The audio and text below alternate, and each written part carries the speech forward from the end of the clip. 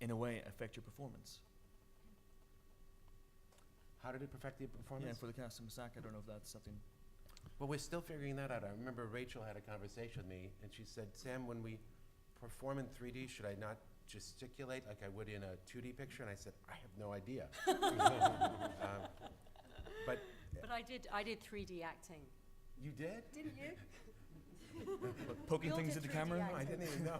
No, I'm kidding. I don't know what that would be. Nor I. And it was a big learning experience for us, learning about the 3D. Yeah. You know, I learned, I'm still learning about it. And Here's what I learned. Hats are not good for 3D, you guys. Lesson learned. Hats protrude in 3D, so over-the-shoulder shots take much longer to shoot that's than right. otherwise.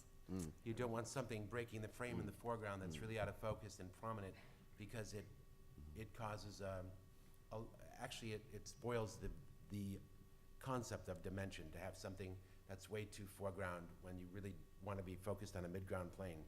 So hats were a big problem, and she was all about hats. So, I loved hats in this movie.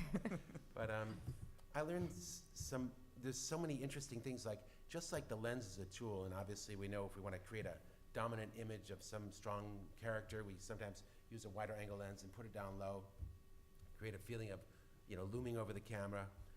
But dimension has its own language that I'm starting to understand, and you can create a feeling of growing aggression or power for a character if you move them dimensionally forward. Like, as they grow more aggressive in their performance, you can dial in the convergence very subtly with just their element, so that they appear to be moving dimensionally closer to the audience, invading their space, so to speak. There's a whole vocabulary that I've yet to learn about what effects dimension has. I'm sure it's limited, pardon me, like anything else, but I think it's an exciting world to explore. There's a lady here in the